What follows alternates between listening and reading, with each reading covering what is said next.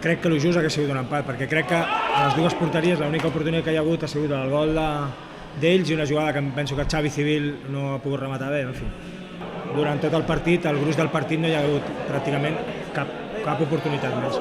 Però bueno, hi ha que reconèixer que la Pobla té un equip de segona B, un equip fortíssim.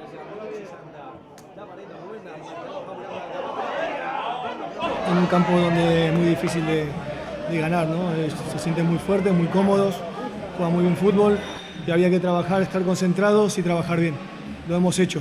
La verdad que el trabajo defensivo que hemos hecho fue muy bueno y estoy contento porque bueno, el equipo ha trabajado muy bien, ha madurado y se ha encontrado con el gol y lo ha defendido realmente muy bien.